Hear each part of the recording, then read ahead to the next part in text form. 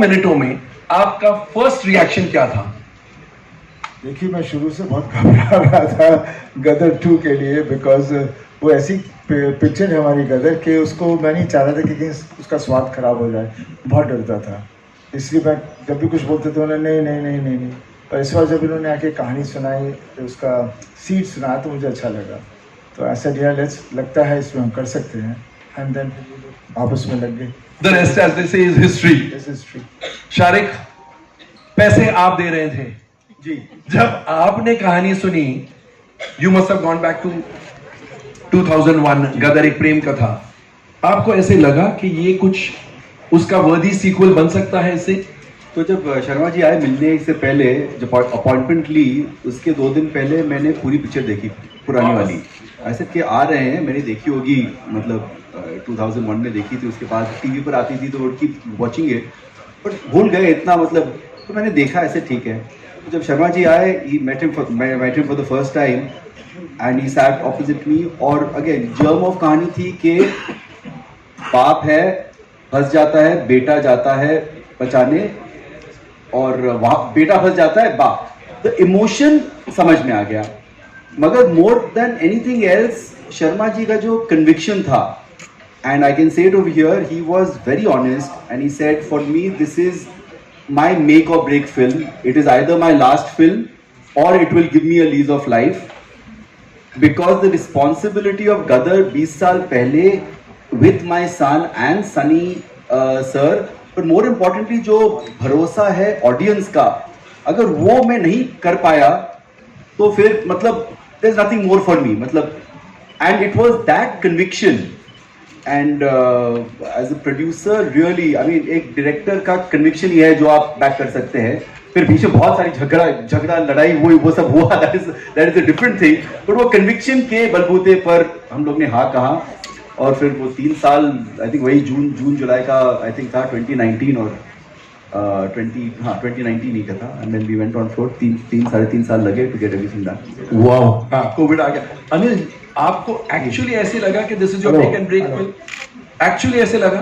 देखिए, क्या था कि पिछले बहुत बरसों से ये चल रहा था कि गदर 2 बनानी है, गदर 2 बनानी है, और मैं जहाँ जाता था ऑडियंस मुझे बोलती थी गदर 2 बनाओ, गदर 2 बनाओ। कहानी नहीं आ रही थी, 150 कहानियाँ आई, और शक्ति जी को हमेशा बोलता था कि शक्ति जी कोई आइडिया दे दो, और कोई आइडिया आ नहीं रहा था। तो एक दिन शक्ति जी आए मेरे पास, और शक्ति जी ने मुझे आइडिया सुनाया। नवरात्रि का दिन था, मैं पूजन से उठा था, तो उन्होंने बोला कि एक प्रसाद मैं देता हूँ आपको, आप चलिए। क्या बात है, और प्रसाद आपने ऑडियंस को दे दिया? तो इन्होंने मुझे कहानी सुनाई, मुझे वो कहानी सुन के एक ही इमोशन आया, वो इमोशन वर्क कर गया। जैसे गदर क्या थी, पहली गदर थी रामायण। राम जो है राम जो है सीता को लंका से लेने जाते हैं, वही बेटा बोलता है मेरी माँ को ला दो। मैंने कहा ये रामायण है, फ्लॉप नहीं हो सकती, क्योंकि दिल में बसी है। दूसरी कहानी जैसे ही इन्होंने मुझे सुनाई, मुझे लगा कि यार अगर अभिमन्यु चक्रव्यूह में फंसा था, अर्जुन का बेटा अभिमन्यु, और उस वक्त अगर अर्जुन पहुंच जाता तो महाभारत तो उस दिन खत्म हो जाता। इससे बड़ा इमोशन तो संसार में नहीं कोई हो सकता। ये कहानी तो लोगों के दिलों में, इस कहानी को कोई फेल ही नहीं कर सकता। वो कन्विक्शन था मेरे पास, तो मैं वो उस कन्विक्शन के साथ में गया, मैं खुद रो पड़ा। सनी सर को जब सुनाया तो उनकी तो मोटी मोटी आंखें, इमीडिएटली इमोशन आ जाते हैं, इनकी आंखों में एक नमी आ गई। शारिक सर की आंखों में नमी आई, इन्होंने देखी नहीं देखी पर मैंने देखी। पुनीत साहब को भी जब सुनाया तो उनकी आंखों में भी नमी आई। तो ये सब होता रहा, और ये सब उत्कर्ष को भी जब सनी सर ने शक्ति जी ने सुनाई तो इसको भी सुनाई मैंने। तो जब ये सब चलता रहा तो मुझे था कन्विक्शन, और मुझे ये मालूम था कि मैं ऑडियंस के इमोशन से खेल रहा हूँ। क्योंकि गदर, सनी सर भी बोलते थे कभी गदर नाम को हमें यूज नहीं करना है, हमें फिल्म बनानी है जो ऑडियंस के इमोशन पे खरी निकले। और ऑडियंस के इमोशन पे खेलने का मतलब है क्राइम से भी बड़ा क्राइम कर रहे हैं आप, इससे गलत काम कुछ नहीं कर सकते। यही हमने पढ़ा है, यही हमने सीखा है, यही हमारे माता पिता ने हमें सिखाया है। तो ऑडियंस के इमोशन से हम कैसे खेलते हैं? सिर्फ अपने स्वार्थ के लिए, अपने पैसे के लिए एक गदर देते हैं, और उसके बाद उनको लगेगा ये तो ऐसे ही है, कोई चीज़ बना दिया इन्होंने, हमको बेवकूफ़ बना दिया। तो वो एक दिमाग में बहुत 10 दफ़े 15 दफ़े सोचा। और सनी सर ने परसों हमारे ऑफिस आए थे तो कमाल की बात कही, शायद वही बात वर्क कर गई। इनसे सुनी मैंने परसों, लेकिन वो बात इन्होंने इतनी कमाल की कही कि जो आपका इंस्टिंक्ट होता है ना, पहले क्षण में जो डिसीजन होता है वो एकदम राइट होता है वो। क्योंकि इन्होंने मुझे एक एग्जाम्पल दिया, आग लगी है तो आग लगी है तो आपका हाथ जाता है, तुरंत वापस आ जाता है, उस वक्त आपका माइंड कहता है कि हाथ को वापस लो। तो जब कोई कहानी सुनते हो तो उस वक्त आपका माइंड भी तो कुछ बोलता होगा, वो गलत क्यों, ये गलत क्यों नहीं है। क्या बात। तो ये सनी सर ने कहा, तो मेरे तो चक्षु खोल दिया उस दिन उन्होंने ये कह के कि मैंने कहा फर्स्ट टाइम जो आप सुनते हो, जो आप देखते हो वही राइट है, संसार में कुछ राइट नहीं है। तो वही जो शक्ति जी ने कहानी सुनाई, तो उसी कन्विक्शन के साथ मैं इनके पास गया और मैंने इनसे कहा कि स्टूडियो थे, इनको कन्विंस भी करना था, और मैं जेन्युइनली इनको बोला कि मेरी लाइफ का या तो इधर है या इधर है, ये जीवन का मेरा इस तरफ है या इस तरफ है, मैं ऑडियंस को धोखा नहीं दे सकता, either my story is going to over, और ये मेरी लास्ट ट्राई है, अगर कुछ करूंगा। वैसे ही हमारी इंडस्ट्री बोलती है कि अमेरिका में तो डायरेक्टर जितनी उम्र होती चली जाती स्पीलबर्ग की या किसी की भी, तो वो और बेटर होता चला जाता है, और क्योंकि वक्त के साथ आपका अनुभव बढ़ता ही, आपको दुनिया ज्यादा समझ आती है। हमारी इंडस्ट्री में क्या है कि कुछ पता नहीं क्यों है, क्या है हमको नहीं समझ आता, तो ऐसा लगता है कि हर कोई बोलता है यार तो पुराना जमाना 90s 80s, पता नहीं जाते 1980s खराब टाइम था। हमारी इंडस्ट्री बॉलीवुड हो गई। हम पहले हिंदी सिनेमा थे, तो वही मैं बोला उसी पे गर्व रखना चाहिए। हमें क्यों नाम लेना किसी इंडस्ट्री का, वो हॉलीवुड है तो हम बॉलीवुड क्यों बने। हाँ, तो मैं यही बोल रहा हूँ ना sir, great pride being India and be Indian and we should be known as a Hindi yes. तो क्या था, request everybody to do that. हम किसी से कम नहीं। बिल्कुल सर, हम किसी से कम नहीं। जैसा जिंदाबाद है, था और रहेगा। बी प्राउड, कभी शर्माओ मत के तुम कौन हो, तुम ही तुम हो और कोई नहीं है। वेरी गुड, वाह वाह वाह वाह। जैसे आज कोई जर्नलिस्ट मुझे बोल रहा था, यार at this age Sunny Deol is pulling the audiences, he is the Tom Cruise of India. I say तूने न्यूज नहीं सुनी, अमेरिकन टेलीविजन पर आ रहा है, किसी ने बोला Tom cruise is the Sunny Deol of Hollywood. Sunny, क्या ज्यादा मुश्किल था? आप बहुत शाय किस्म के इंसान हैं, इस फिल्म में आपने फ्रंट फुट पर प्रमोशन किया है, ज्यादा मुश्किल क्या था 3 चीजों में से? उस कैरेक्टर में ढलना फॉर गदर 2, शूटिंग या प्रमोटिंग द फिल्म? देखिए, इस बार मैं सब में ढल गया था। क्योंकि क्या है, मैंने बहुत लंबी जर्नी देखी है अपनी लाइफ की, और पापा तो कब से, और हमारा पूरा परिवार ही वैसा है, और वही हमारी एक जो हमारे परिवार की चीज़ है। आई थिंक पूरा देश हमें जानता है, वी आर कनेक्टेड, उनको पता है हम कैसे हैं। पापा ने जो सिनेमा किया, आज तक किसी ने वैसा सिनेमा नहीं किया। एक एक्टर है जिसने हर जॉनर की फिल्म बनाई और वो सुपरहिट रही है। बिल्कुल। हाँ, आज का एक्टर कोई ऐसे बताएगा कि मैंने कॉमेडी की, ड्रामा किया, एक्शन किया, सत्यकाम, सब हर तरह की, चुपके इमोशनल रोल्स, और सब फिल्में हिट रही हैं। आज के ज़माने में एक एक्टर ऐसा नहीं है, और पिछले ज़माने में नहीं था, सिर्फ पापा थे, लेकिन उन्होंने कभी बोला नहीं। सही। जनता देख रही थी, जनता जानती थी, इंडस्ट्री नहीं बोल सकती थी, बिकॉज वो बहुत ही बड़ा आदमी था, वैसा बनना मुश्किल था। तो ऐसे आदमी के बारे में ना बढ़ाई की जाए इंडस्ट्री, तो उसे शांत रखती है। और हम भोले वाले आदमी हैं, हमें क्या लेना देना कौन क्या बोलता है, हम तो जनता के साथ जुड़े हुए हैं। और आज भी जो हो रहा है वो जनता को चाहिए था। जनता ने तारा सिंह को अपने दिलों में, सकीना को अपने दिलों में, ये परिवार को अपने अंदर बना के रखा हुआ है, बिकॉज वो चाहते हैं हम भी इसी तरह का परिवार हों। और वो परिवार की जो ताकत है उसका प्यार है। और जब मुश्किल आ जाती है तारा के ऊपर, तो तारा खड़ा हो जाता है, फिर उसके साथ कौन जुड़ता है? रब उसके अंदर आ जाता है। तब बिल्कुल मुश्किल के वक्त हर फैमिली में रब आ ही जाता है, और वही ताकत होती है जिसको मिरेकल कहते हैं। And that's a reality, and that's what लोग जुड़ रहे हैं, एंजॉय कर रहे हैं, because they can see that character, they can see all that thing happening over there, and they loving it, and they loving it. And मैं promise to all my fans, ऐसी ही फिल्में मैं बनाऊंगा, ऐसी ही अच्छी फिल्में बनाऊंगा। क्योंकि जब भी हम कहते हैं ना, ये क्या बोलते हैं, masses, what do you mean masses? Public is public, public means हम सब पब्लिक है। आप क्या मास बोल के उसको नीचे कर रहे हो, आप कुछ कोई बड़े हो? आपको सालों को अकल नहीं है जो अपने आप को अलग करता है, उसको समझ ही नहीं है हिंदुस्तान क्या है। हिंदुस्तान समझो, अपने मुल्क को समझो, घर को समझो। और ये जो बाकी चीज़ों को हम लोग लेके चलते रहते हैं, उसकी नकल कर दी, इसकी नकल कर ली, अपने आप को उभारो। कला वो होती है। हमारे यहाँ कला थी, हमारे यहाँ इतनी सारी कला थी, पूरा देश में जितनी कला थी, पूरी दुनिया हमारी कला चोरी करके ले गई है और कहाँ से कहाँ पहुँच गई है, हमें पता ही नहीं हमारी कला कहाँ थी। हमारी कला है वहाँ, उनको मत देखो, वो तो आगे जा रहे हैं बिकॉज वो उसको फाइन ट्यून कर रहे हैं, हम उनकी नकल करते हैं। हम अपने आप से कोई नई चीज़ बनाए। मुझे कभी कोई कहता है यार ये सीन है उस पिक्चर का, ऐसे करें, मतलब क्या सोच नहीं सकते कोई और नया scene? I never like to do any scene which is I've seen anywhere done, and I said that's the way it should be. जिंदगी में कितने किस्से, कितने हादसे हैं, आपको क्यों एक ही चीज़ के पीछे पड़ना है? एंड मुझे आजकल क्यों ऐसे मैं बोल रहा हूँ, क्योंकि मैंने पॉडकास्ट देख रहा था, सुन रहा था, और मुझे लग रहा है जो नई जनरेशन आ रही है अब, I somehow here I'm connecting with them because वो चाह रहे हैं कि अपना देश ढूंढना चाह रहे हैं। Yes. वो देश ढूंढना चाह रहे हैं, क्योंकि स्कूल में भी हमारे देश के बारे में कुछ पढ़ाया नहीं जाता। वो हमारा कल्चर ढूंढना चाहते हैं, वो हमारी हिस्ट्री, सब कुछ ढूंढना चाह रहे हैं, and they are going out and doing it. तो मुझे बहुत भरोसा है कि फिर से we will have that kind of a talent which was there, which is not existing much now. मैं किसी की मैं वो नहीं बुराई नहीं कर रहा, they are doing, everybody is talented, but वो बात होनी चाहिए जहाँ पे कुछ किया, खुश हुए, आगे चले। ये नहीं कि अभी मैं ये हो गया तो अभी मैं वो करूँगा, मैं ऐसे करूँगा, वो कुछ नहीं होता। एंड मैं बहुत ज़्यादा बोल गया। टैलेंट की बात चली तो शक्तिमान जी आपके पास आता हूं। 20 साल लग गए, तो 20 साल में ऐसी कई कहानियां सीक्वल बनाने के हिसाब से आपके दिमाग में आई होगी। इस कहानी को आपने कैसे चुना और आपने कैसे सोच लिया कि this is the story I want to go ahead with? Sir मैंने ऐसा कोई माइक अप सर, बहुत ज़्यादा प्रयत्न नहीं किया कि मैं सीक्वल सोचूं ही।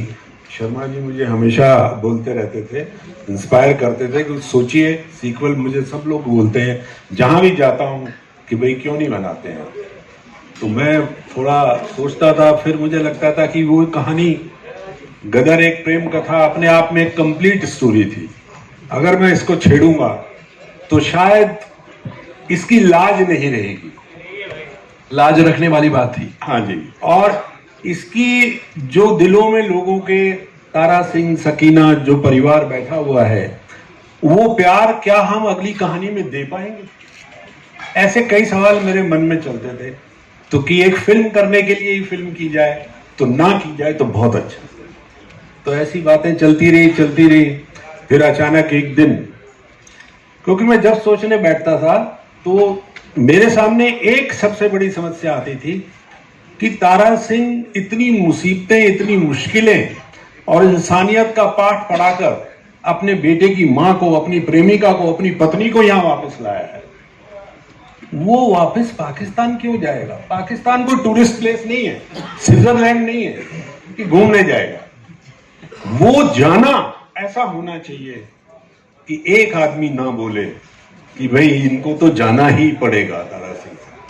वो बात मुझे जब समझ में आई तो मन मेरा आगे बढ़ा और मैं सोचने लगा, और मुझे 2-3 दिन में ही वो कथा आ गई। और अनिल जी को मैंने फ़ोन किया, अनिल जी ने कहा आ जाओ, आज नवरात्रे का दिन है। मैं वहाँ पहुँचा। बाकी अनिल जी ने बताया आपको कि किस तरीके से। फिर सनी साहब को फ़ोन किया, सनी साहब के पास गए, उनको भी अच्छा लगा, शारिक साहब को अच्छा लगा, और बस फिर काम शुरू हो गया। क्या बात है, क्या बात है। शारिक, फिल्म तो बन गई, इस फिल्म का प्रमोशन भी, you all are aware of it, बहुत ही निराला था। I think the promotion started with the release of Gadar Ek Prem कथा। You know, it was like a trailer. The first trailer of Gadar 2 was releasing Gadar एक प्रेम कथा। ये thought कैसे आया, और उसके बाद मार्केटिंग स्ट्रेटेजी अगर आप टच अपॉन कर सके कि क्या क्या आप लोगों ने किया एंड क्यों सोचा कि कुछ नया होना चाहिए इस फिल्म में? नहीं, तो actually marketing started way before release of Gadar Ek Prem कथा। ये हम लोग ने, जब भूमिका, नीरज और हम सब बैठ रहे थे, कि एक तो टू बी ऑनेस्ट वो थोड़ा टॉप गन आ गई, तो उसका थोड़ा प्लेबुक हम लोग ने, मार्केटिंग टीम ने थोड़ा रिसर्च करा, saying how to work that, and that was also unique क्योंकि वही character is going forward here also. The beauty of it is the same character, is the same family coming 22 years later।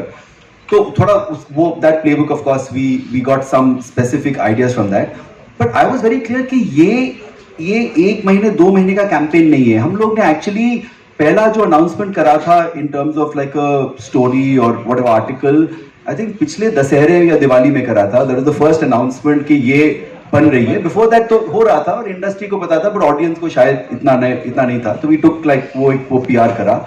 उसके बाद हम लोग ने slow burn पर रखा, but with impactful events. And luckily, as I said, Sunny sir has been the most, जो इतना viewers हो वरीड इंटायर टीम के, सनी सर आते नहीं है, ज्यादा बात नहीं करेंगे, क्या करेंगे, कैसे. तो we started off with Bigg Boss finale in जनवरी या फरवरी में था, ऑफ द टीवी वाला, where Sunny sir and Ameesha Tara Sakina went on that show. उसके बाद हमारा जी सिने अवार्ड्स था, वहां पर हमने गदर का लॉन्च करा, से कि हम लोग आ रहे हैं August 11. सिर्फ तारा सकीना को वापस स्टेज पर लेकर गए, और लकली 2 हिट गाने थे, तो वो उस पर है ना प्रमोशन सब चल जाता था.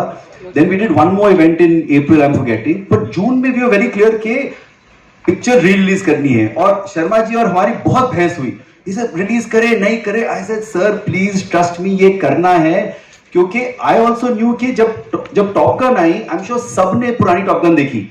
तो ऐसे एक ये है कि आप है ना OTT पर देख ले, ये आप सिनेमा में जाके और आप सिनेमा में आके देखे.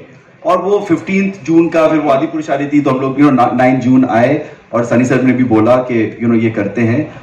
और वो जब री रिलीज हुई, तब जाकर के आई थिंक हमारी टीम को, ऐसे हम लोग 20 साल पहले हम लोग जी में थे, ना उस पर कॉर्पोरेट था या कॉर्पोरेट मार्केटिंग जैसे आजकल होती है. एक असेसमेंट आया कि क्या मैडनेस है कि वो एक वीकेंड पर 2-2.5-3 करोड़ जो भी हम लोग ने कमाए in I think 20 screens, and seeing the crowd outside Raj Mandir, outside Delite for Sunny sir, पता चला कि ये we are on to something. और टीजर तो था ही, और एक्चुअली पहले हम लोग एक पोस्टर भी निकाला था, पहला वाला वो हथौड़ा था, वो जनवरी में जब. तो स्लोली आर एम वाज कि हर महीने एक यूनिट या एक प्रमोशनल एक्टिविटी चाहिए. आप स्लो बर्न पर करते रहिए, क्योंकि for a film like this to get this kind of opening, you can't just come कि अच्छा ये 3 हफ्ते हैं 4 हफ्ते हैं और आपने ये कर दिया. फिर 2 गाने जो पुराने गाने थे, खैरियत जो मैंने एक्चुअली जब सुना था 2-2.5 साल पहले, उसी वक्त मैंने सर को बोला था कि this is this for my mind the song of the album. तो आई इंसिस्टेड, आई सेड कि वो आप जरूर करिए. और हमारी पूरी मार्केटिंग स्ट्रेटजी 3 चीजों पर आधारित थी. तारा सिंह, मार्केटिंग स्ट्रेटजी 3, एक ट्राइंगल था. Tara Singh, nationalism, patriotism, action and family. It was very clear कि ये फैमिली पिक्चर है, और इस फैमिली का क्या होता है 17 साल 20 साल बाद, that is what had to be done. We were very clear, had to, हमारी पिक्चर या तो रिपब्लिक डे पे आती या इंडिपेंडेंस डे. तो रिलीज डेट तो हम लोग ने almost Republic Day I think हम लोग ने अनाउंस करा था कि इंडिपेंडेंस डे पर हम लोग आएंगे, तब हम लोग ने पोस्टर छोड़ा था उस वक्त. एंड देन उसके बाद the distribution team took over in terms of fighting for screens, making sure कि we got the best possible showcasing. We are presently 5,000 स्क्रीनों में 15,000 शो पर चल रहे हैं, और हर रोज इंक्रीज हो रहे हैं. मतलब आप है ना 1 बजे 2 बजे 3 बजे राउंड द क्लॉक प्रोग्रामिंग हो रही है. And I really want to thank all our partners, of course the big multiplexes which are there. But बहुत टाइम हम लोग ये पिक्चर जो thanks to Waves and Rajhans and Mukta and whole bunch of other जो non national chains हैं, Delight हो, Raj Mandir, Gaiety Galaxy, that is what is really, that is the heartbeat of where this film is running. और इसीलिए trade को समझ, हम लोग को भी समझ में नहीं आ रहा था कि फ्राइडे का नंबर क्या होगा, क्योंकि एक फॉर्मूला होता है. शारिक साहब आप झूठ बोल रहे हैं. मैंने आपको क्या कहा था वेडनेसडे को? करेक्ट. और आपकी और मेरी एक टकीला शॉट हम लोग पिएंगे यहाँ पर. उन्होंने बोला था कि 40 होगा, मैंने बोला 40 होता है तो मैरियट में टकीला ना वो पीते ना मैं पीता हूँ ना सनी सर पीते, मगर सब लोग टकीला मारेंगे आज. मगर मैं भी गलत था, 40 करोड़ 10 लाख हुए. नहीं, तो फिर उसके बाद डिस्ट्रीब्यूशन टुक ओवर, एंड फिर आपने जैसे आपने कहा वो इंडस्ट्री ने ट्रेड ने भी नहीं, ऑडियंस ने ले लिया था. And just I come back to the beginning. जब पहले बार शर्मा साहब मुझे मिले थे, उन्होंने कहा था कि शारिक बाबू 500 करोड़ करेगी, और हम जो रूम में थे हम लोग सब बोल रहे थे, ऐसे हम लोग ने नॉड किया. But he has proven, audience has proven that we are on trajectory for मैं तो anywhere. ये कह रहा हूँ जो गदर ने इतना बिजनेस किया है उसके इर्द गिर्द पहुँचना बहुत जरूरी है, नहीं तो गदर की इज्जत नहीं रहेगी। जरूर। जैसा जैसा शक्तिमान जी ने कहा ना कि मैं कहानी सोच रहा था, लाज रखनी थी गदर एक प्रेम कथा की। बिल्कुल बिल्कुल बिल्कुल। ये बच्चा छोटा सा था, बड़ा हो गया, अब सनी देओल के साथ कंधे से कंधे मिला के काम किया, कैसा लगा? उस टाइम तो वो कोयले डाल रहे थे तुम। जी, तो सनी सर के साथ क्या होता है ना कि आपका सीना भी ज्यादा चौड़ा हो जाता है। तो उनके साथ काम करना एक एक्टर का ड्रीम होता है, क्योंकि हाँ वो बहुत बड़े एक्शन स्टार हैं, मैं तो बचपन से देखता आ रहा हूँ, बट उनके जो इमोशनल सीन्स हैं, जो उनका प्रेपरेशन है, जो जिस तरीके से वो जब उनके हाथ में स्क्रिप्ट आती है तो जिस तरीके से वो अपनी चीज़ें प्लान करते हैं, उनके बारे में कोई बात नहीं करता, ना वो खुद बात करते हैं उसके बारे में। वो तो कुछ बात नहीं करते, he only lets us work, talk for it. तो मैं एक किस्सा शेयर करूंगा। वो जो एक सीन है जहाँ पे थप्पड़ मारते हैं मुझे, तो वो सीन का प्लानिंग हो रही थी, कहाँ पे लेंगे, घर के बाहर लेंगे, घर के रूम के अंदर लेंगे। तो मैं देख रहा था दूर से सनी सर को, एंड लंच ब्रेक था, बट सनी सर वहाँ पे थे, एंड जैसे थिएटर में हम करते हैं ना, ये जैसे स्टेज है वैसे ही वॉक कर रहे थे, and he was staging the scene in his mind how he is going to do it, and I am watching him from far, और अचानक मेरे मुंह से निकलता हाँ सर ऐसे ऐसे। एंड इन्होंने भी मेरे को एक लुक दिया, मैं थोड़ा चुप हो गया कि सर अपने उसमें जोन में है, but then he was walking, and जब मैं इनको नोटिस कर रहा था, ऑब्जर्व कर रहा था, इतने इमोशन के साथ भी वो प्रेपरेशन करते हैं कि मुझे पता था कि कितना तेज तमाचा पड़ने वाला है। 2.5 किलो के हाथ से। 1 किलो के हाथ से। तो बहुत ही इनक्रेडिबल एक्सपीरियंस है, एंड अगर I think he is the finest actor of India in 100 years of Indian cinema. There is no one like him in India or in the world. So wonderful wonderful. You know, मैं अनिल को, Sunny was here this, मैं अनिल को picture देख के मैंने Saturday को phone किया, मैंने बोला अक्सर I cry very easily in films and I laugh also very loudly, तो मैंने बोला इस फिल्म में 5 या 6 जगह मुझे इतना रोना आया, जबकि कोई ऐसा एक होता है ना, let's make an emotional scene, वैसा इमोशनल सीन नहीं है। ये बोलते हैं जीते, वो बोलता है पापे और पुर I was crying. ये बोलते हैं Hindustan, I started crying. So वो undercurrent of emotions, चाहे वो पेट्रियोटिक कंट्री के इमोशंस हो या फैमिली इमोशन, जैसे शारिक साहब ने कहा ना, हमारा तय था, तारा सिंह है, पेट्रियोटिज्म है, फैमिली ड्रामा है और फैमिली इमोशंस है। ये इमोशंस को कायम रखना, because that was a landmark film, ये इमोशंस को कायम रखना, अगर आप दोनों बता सकें कि कितना मुश्किल था या नेचुरल फ्लो में हुआ? देखिए, तारा और सकीना और जीते के जो किरदार है ना, उन लोगों के दिलों में उतरे हुए, घुसे हुए हैं। वहाँ जैसे ये तारा सिंह के रूप में आएंगे और जीते के रूप में आएगा और सकीना के रूप में आएगी, लोग अपने आप कनेक्ट कर लेंगे, अपने आप जुड़ जाएंगे, क्योंकि बचपन से बहुत सारे लोग, जैसे कि पिछली गदर के टाइम पर बहुत सारे लोगों ने गदर की कदर नहीं की, लेकिन ऑडियंस ने बहुत ज़्यादा कदर की, वो पेबैक मिला हमको। तो वो वही बात है कि वो जो इमोशन लोगों के दिल में था, जब मैं बार बार कहता हूँ कि गदर फिल्म में इमोशन है, तो वो जो इमोशन लोगों के दिल में, वो वही इमोशन लोगों की आंखों में आया जब तारा ने बोला जीते और जीते ने बोला तारे। वो उनके अपने फैमिली के किरदार है। जब आपकी फैमिली पे कुछ गुजरती है, आपके परिवार पे कुछ गुजरती है, तो कुछ ना भी करो तो भी आपके आंसू आ जाते हैं, और आप कुछ भी ना भी करो तो भी आप हंस पड़ते हो। आपका जब बच्चा नाच रहा होता है, घर में आप बैठे हुए हो, तो आप कैसे तालियां बजाते हो उसके लिए, भले वो बेकार नाच रहा हो।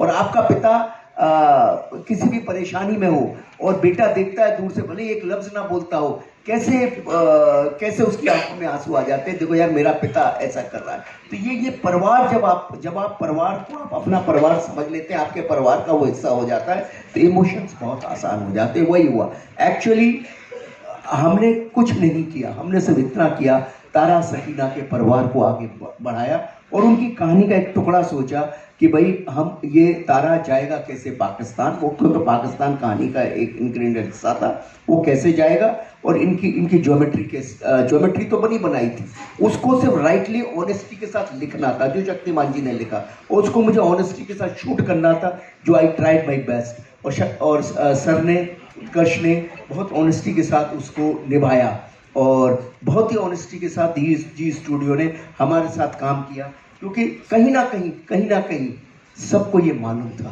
कि ये, मैंने जब इनको कहा कि 500 करोड़ करेगी, ये बिलीव उस वक्त इनके मन में ऐसा रहा हो कि ना, शायद ये क्या बात कर रहे हैं शर्मा जी हम अपने इमोशन में, लेकिन अंदर ही अंदर कहीं ये जानते थे ऐसा हो सकता है, तो इनका भी शर्मा जी हमेशा बहुत बड़े बड़े नंबर्स बोलते हैं, समझे, और डिलीवर भी करते हैं। और जब मैं काम करता हूँ फिर बोलता आपने बोल दिया, चलो भी मेरे को मेहनत करनी पड़ेगी। पर सर डिलीवर सीन लेकर आ जाएंगे, सीन होता था और मैं बोला ये क्या है, हाँ चलो करते हैं, because I am a, Rahul भी बैठा हुआ, he knows me, I am an actor's director. मैं कोई वो प्रेपरेशंस नहीं करता, ना मेरे पास कोई स्क्रिप्ट मैं पढ़ता हूँ, मैं कुछ नहीं करता, मैं सिर्फ कहानी सुन के रूप में आ जाता हूँ, कैरेक्टर आ जाता हूँ, और फिर फ्लो में जाते हैं। हाँ नहीं, फिर देन मुझे भी नहीं पता ऑन द स्पॉट मैंने क्या करना है, क्योंकि मैंने प्रिपेयर नहीं किया, मैं वो कैरेक्टर को अंदर ले लिया, और फिर जब हम वहाँ करते हैं तो वो सीन का, जब one actor does it the other catches it, और उसके साथ इसी तरह it's a match, if I give a shot दूसरा अच्छा खेलेगा तो अच्छा मैच हो जाता है, तो फिर उस हिसाब से एनर्जी बनती है, दैट्स द बिलीव, दैट्स मैं वैसे करता हूँ, मैं ये नहीं कि ये लाइन आई है तो इसको मैं ऐसे बोलूँगा, यहाँ पे ये पिच करूँगा, वो करूँगा, you know most of the people do that and that's no harm in it, everybody has their way of performing, but my way of performing is that way. So जब ये देते थे फिर मैं बैठता था, सोचता था, चिढ़ता था, लड़ता था, और करता था नहीं ये नहीं, ये हटाओ, ये करेंगे, करते and then when I would perform it they could understand कि मैं कहाँ जाना चाह रहा हूँ, because unless you don't perform you can't understand what will be the magnitude of the scene जो हम लाना चाह रहे हैं। लिख तो दिया, लेकिन वो शब्दों का मतलब और वो शब्दों की फील आना और चेहरे पे आना, ऐसे नहीं बोल दिया। So that's what makes these scenes, you know, बन जाते हैं, फिर बोलो फिर से करो, नहीं होते हैं।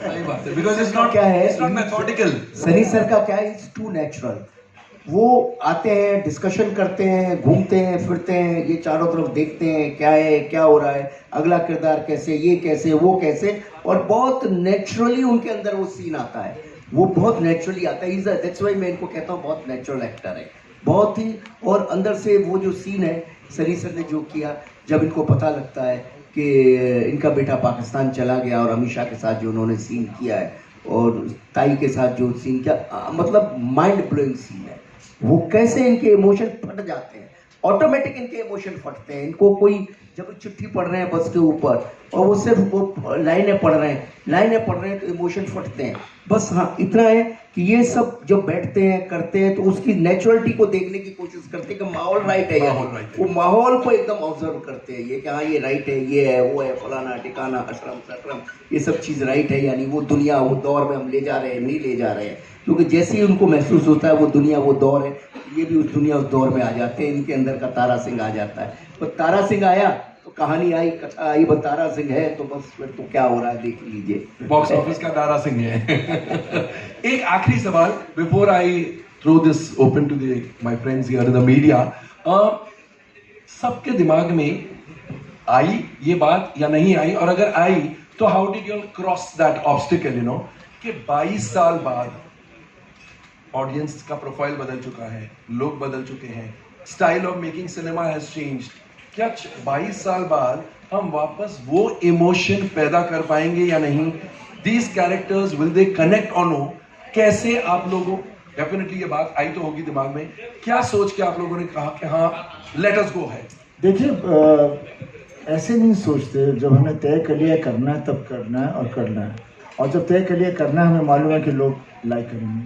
अब 22 साल तक फील्ड खाली थी, कोई ऐसी फिल्में क्यों नहीं बना रहा था, कोई नहीं बना रहा था, एग्जैक्टली बना रहे होते तो बात कोई और होती। और दूसरी बात मैं क्या, फील्ड खाली थी, हमने आया, हमारा काम किया और आगे fill the void as they say. और दूसरी बात क्या है, देखिए माता पिता होते हैं, भाई भाई होता है, बहन बहन होता है। वो 20 साल पहले की बात हो या 200 साल पहले की बात हो या 2000 साल पहले, और हमारा देश और भी देश होता है। वही है। तो क्या होता है, सिर्फ आपके कहने के तरीके बदल जाते हैं, कपड़े बदल जाते हैं, हालात बदल जाते हैं। आज से 22 साल पहले हम जब प्रेस कॉन्फ्रेंस करते थे तो शायद ऐसे नहीं करते थे, लेकिन बात प्रेस कॉन्फ्रेंस करते थे, सवाल तो यही होते थे। 22 साल पहले भी यही सवाल होते थे, और प्रेस से ही बात करते थे। प्रेस से ही बात करते थे, सिर्फ माहौल बदलता था, सवाल तो वही होते थे। 22 साल पहले भी हमसे सवाल किए गए, पिछली गदर में भी हमसे सवाल किए गए, और आज भी वही सवाल हो रहे हैं। 22 साल बाद भी ऐसे ही सवाल होंगे।